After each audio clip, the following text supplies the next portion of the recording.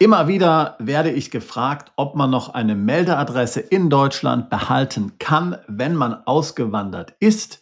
Und mit dieser interessanten Frage wollen wir uns einmal in diesem Video näher befassen. Noch ein kurzer Hinweis in eigener Sache, wenn auch du gerne auswandern möchtest, aber im Steuerdschungel verheddert bist und dich zum Beispiel mit solchen Fragen zur korrekten Abmeldung, zur Wegzugsteuer, Entstrickungsbesteuerung, erweitert beschränkten Steuerpflicht auseinandersetzt, dann komm doch zu einem unserer Workshop-Tage. Diese veranstalten wir regelmäßig mit mir, Sebastian. Normalerweise sind wir da in einer relativ kleinen Gruppe zusammen. 7 bis 10 Personen, vielleicht einen ganzen Tag lang. Da gibt es keine Vorträge, sondern wir reden den ganzen Tag über deine konkreten Fragen zum Auswandern. Wir lösen hier die dicksten steuerlichen Knoten auf.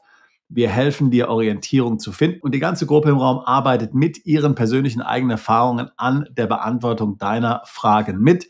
Ein sehr intensiver Tag, manchmal in London, manchmal in Zürich, manchmal in anderen Städten. Schau auf unserer Webseite nach, Details hier in der Beschreibung zu diesem Video und ich würde mich freuen, auch dich alsbald bei einem unserer Workshop-Tage kennenzulernen. Kommen wir aber nun zum eigentlichen Inhalt dieses Videos. Es ist die Frage einer Meldeadresse. Kann ich eine solche Meldeadresse haben, auch wenn ich Deutschland verlassen habe? Ergeben sich daraus steuerliche Nachteile, anderweitige Nachteile? Muss ich etwas befürchten? Oder ist das komplett problemlos, komplett easy? Was hat es damit auf sich? Nun, zunächst mal, wir haben ja auf diesem Kanal schon sehr viel zu dem Thema besprochen, was dafür notwendig ist, die unbeschränkte Steuerpflicht in Deutschland zu beenden. Viele meinen, dass das irgendwas mit der Abmeldung zu tun hat, also mit dem administrativen Schritt zum Einwohnermeldeamt zu gehen oder zum Bürgeramt und sich dort abzumelden. Aber das ist nicht der Fall. Die Abmeldung ist ein rein meldetechnischer Vorgang. Wir haben ja in Deutschland ein polizeiliches Meldewesen. Ob du die Abmeldung machst oder nicht, das hat mit den Steuern überhaupt gar nichts zu tun. Daraus ergeben sich eigentlich, und jetzt lege ich die Betonung auf eigentlich, keine steuerlichen Nachteile. In der Tat ist eine Meldeadresse kein Wohnsitz. Ein Wohnsitz ist eine auf langfristige Nutzung eingerichtete Wohnung, die dir zur Nutzung zur Verfügung steht.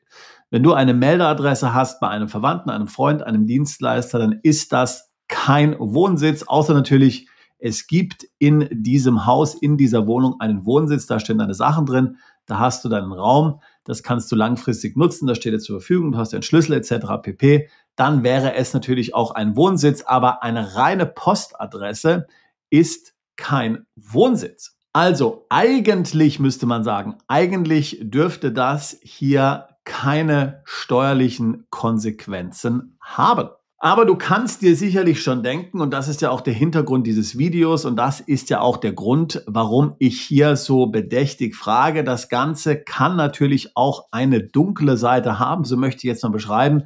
Es kann auch wirklich negative Konsequenzen nach sich ziehen. Und hier will ich dir mal einige Beispiele aus der Beratungspraxis nennen. Zunächst mal, was passiert eigentlich bei der Abmeldung? Was passiert hier mit den Informationen, wenn du dich beim Einwohnermeldeamt oder beim Bürgeramt abmeldest? Nun, vielfach ist es so, und das hängt eben auch von der Gemeinde ab, dass davon auch das Finanzamt erfährt. Das Finanzamt weiß dann also, dass du abgemeldet bist. Im Umkehrschluss kann es natürlich relativ einfach passieren, wenn du dich nicht abmeldest und dann nicht andere Schritte unternimmst, das Finanzamt nie davon etwas erfährt, dass du nicht mehr in Deutschland bist. Wir raten ja allen Mandanten dazu, das Finanzamt zu informieren innerhalb eines Monats nach dem Wegzug in Form einer E-Mail, in Form eines Schreibens, gerne auch durch den Steuerberater, dass das Finanzamt weiß, dass man schon mal nicht mehr da ist. Dann hat man natürlich auch die Steuererklärung. Dort reicht man dann auch die Anlage WAEST ein. Damit erklärt man auch, dass man die unbeschränkte Steuerpflicht beendet hat. Aber nun gibt es natürlich Fälle, wo das alles nicht gemacht wird. Der Mandant weiß es nicht besser, der Steuerberater berät hier nicht. Das heißt, man reicht eine ganz normale Steuererklärung ein für das Wegzugsjahr, nicht eine spezielle Steuererklärung für das Wegzugsjahr, wie man es eigentlich müsste, mit zusätzlichen Informationen. Man meldet sich dann auch nicht ab. Möglicherweise ist man auch jung und Student und hat überhaupt keine Einkünfte und reicht deswegen vielleicht auch gar keine Steuererklärung ein oder man hat bisher keine einreichen müssen. Also es gibt eben Fälle, wo das Finanzamt nicht von dir erfährt, dass du tatsächlich nicht mehr in Deutschland bist. Oder es kann einfach sein, dass du die Steuererklärung noch nicht eingereicht hast oder vielleicht auch zu spät eingereicht hast. Jedenfalls das Finanzamt weiß nicht, dass du Deutschland verlassen hast. Das ist die eine Sache. Parken wir diesen Gedanken mal kurz hier auf der linken Seite. Jetzt ist natürlich auch die Frage, wo hast du diese Meldeadresse sonst noch verwendet? Vielfach ist es ja so, dass man die Meldeadresse behält, weil man im Grunde genommen diese noch irgendwo verwenden möchte. Vielfach ist das zum Beispiel bei Banken gegeben. Wenn du zum Beispiel digitaler Nomade bist, wirst du relativ schnell feststellen, dass du vielleicht ein Problem bekommst, weil du bei der Bank keine neue Adresse angeben kannst, denn du bist ja möglicherweise nirgendwo wohnansässig.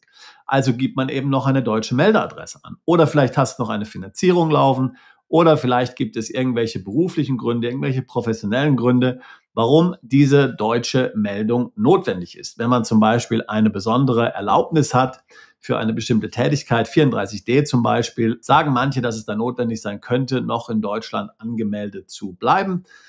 Also lässt man die Meldeadresse in Deutschland bestehen. Aber eben vielfach ist es das Thema Banken. Das heißt, man sagt dann auch der Bank nicht, dass man im Ausland ist. Das heißt, die Bank denkt, du wärst noch im Ausland. Das Finanzamt weiß nicht, dass du im Ausland bist. So, und jetzt kommt es. Wenn da jetzt verdächtige Transaktionen über dein deutsches Konto laufen, ich sage mal zum Beispiel, du verkaufst dein Haus und kaufst dann eine Immobilie in Panama und überweist 500.000 Euro nach Panama. Oder du tauscht Krypto ein. Sag mal, du bist vielleicht in die Schweiz umgezogen. Du kannst jetzt Krypto hier steuerfrei verkaufen, auch ohne die Spekulationsfrist. Du verkaufst also eine große Menge Krypto gleich nach dem Wegzug.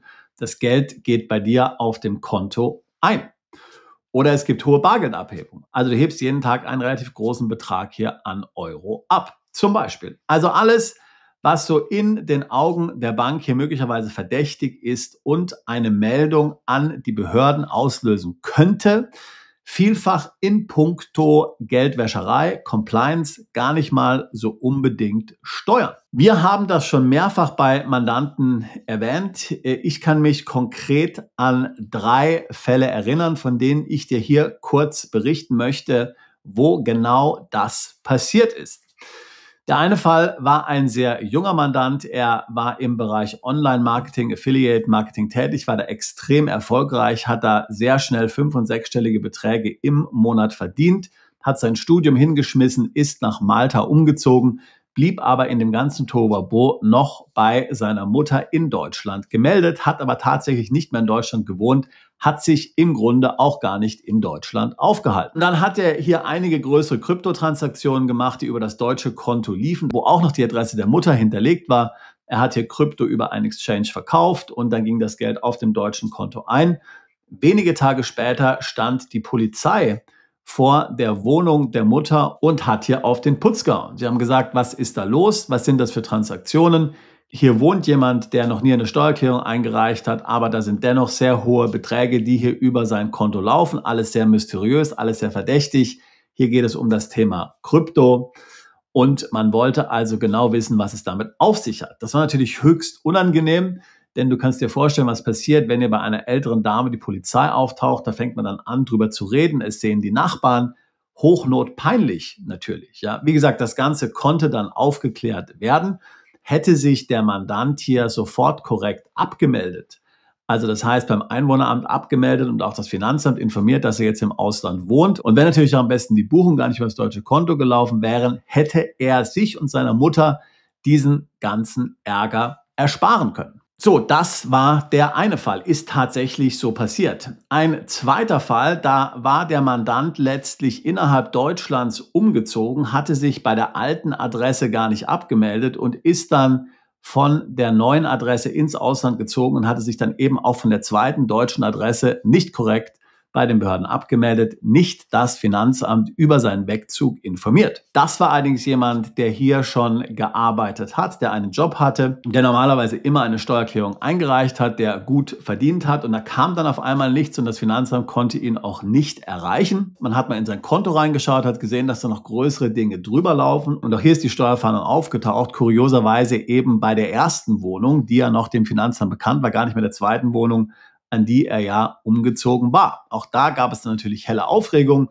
Nein, dieser Mensch wohnt schon lange nicht mehr hier, der ist ja irgendwo in eine andere Stadt hier in Deutschland umgezogen. Bis das dann alles mal zusammengesetzt wurde und aufgeklärt war, Anwälte, Steuerberater, Ärger, alles sehr unangenehm. Aber auch hier wäre es viel besser gewesen, wenn man sich natürlich zuerst in Deutschland korrekt abgemeldet hätte, dann in Deutschland umzieht und dann auch dort korrekt abmeldet, die Behörden informiert, dass man ins Ausland umzieht. Der dritte Fall, der ist erst 2024 passiert. Ein schier unglaublicher Fall, muss man sagen. Hier war der Mandant lange Jahre angestellt in führender Position. Er war selbst nicht Deutscher.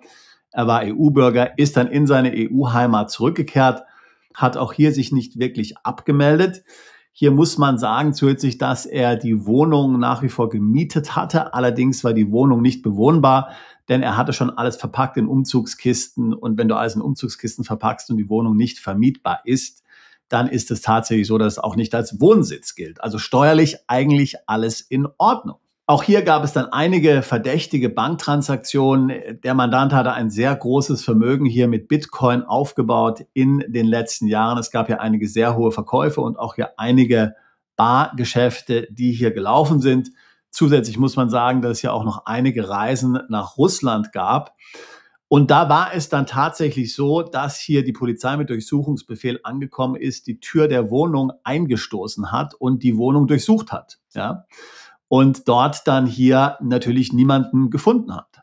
So, das ist 2024 passiert. Das ist jetzt nicht irgendeine Geschichte von vor 10 Jahren. Ja? Und das ist jetzt nicht irgendwas, wo es um irgendeinen Unternehmer geht, der jetzt hier irgendwelche großen Summen möglicherweise hinterzogen hätte oder sowas. Hier ging es um einen ganz normalen Angestellten, einen Familienvater, ja, der dort mitten in Deutschland gelebt hat, jahrelang die Steuererklärung eingereicht hat. Und das einzige Verbrechen, was er begangen hat, ist, dass er bei der Abmeldung hier etwas schludrig war. Also auch hier ist das Ganze natürlich dann eskaliert. Es ging dann an den Vermieter. Der Vermieter hat ihn dann irgendwie erreicht und so. Und auch hier musste man dann Anwälte einschalten, Steuerberater und so weiter und so fort, um das Ganze zu klären. Wie gesagt, die Polizei hatte hier mit einer Art SWAT-Team, er ist geswattet worden, die Tür eingestoßen, die Tür eingebrochen. Das heißt, die Tür muss dann erstmal komplett ersetzt werden. Es gab natürlich auch einen neuen Schlüssel. Die Polizei hat den Schlüssel aufbewahrt. Der Mandant musste dann bei seinem nächsten Besuch in Deutschland bei der Polizei vorbeigehen, ja, und sich den Schlüssel für seine eigene Wohnung abholen. Stell dir mal vor, wie peinlich das ist, wie unangenehm das ist hier gegenüber den Nachbarn und gegenüber den anderen Familienmitgliedern, die noch in Deutschland sind. Also, daher kann ich nur wie ein Mantra wiederholen: Es ist extrem wichtig, dass du dich in Deutschland abmeldest. Ich kann dir nicht raten, eine Meldeadresse in Deutschland noch zu haben. Das ist in den meisten Fällen keine gute Idee. Aber wenn du eine Meldeadresse unbedingt brauchst, dann verwende diese nicht bei der Bank und sage auch auf jeden Fall dem Finanzamt Bescheid, dass du Deutschland verlassen hast, dass du ausgewandert bist. Das kann sich ansonsten sehr schnell zu einem ernsten Problem entwickeln. Also, wie gesagt, wir reden natürlich mit hunderten Mandanten im Jahr. Ich habe jetzt 3 Fälle hier aufgelistet, die in den letzten paar Jahren passiert sind. Man kann jetzt definitiv nicht sagen, dass sehr viele Mandanten hier von solchen Situationen betroffen sind, aber es gibt eben Einzelfälle, wo es dann tatsächlich zu einer solchen unangenehmen Eskalation kommt. Und ich glaube, wir sind uns einig, das willst du auf jeden Fall verhindern. Es ist eben leider so, dass die Abmeldung in Deutschland doch relativ komplex ist und dass relativ viel davon abhängt. Ja? Das heißt, die Abmeldung, wie ich es vorhin schon gesagt habe, ist dann nicht aus steuerlicher Sicht nicht relevant, aber es kann dann eben so in der Gesamtgemengenlage sich doch für dich negativ auswirken, wenn du die Abmeldung nicht korrekt machst. Daher, es ist extrem wichtig, wenn du auswanderst, dass du dich korrekt abmeldest, dass du hier mit den Behörden auf gutem Fuß stehst.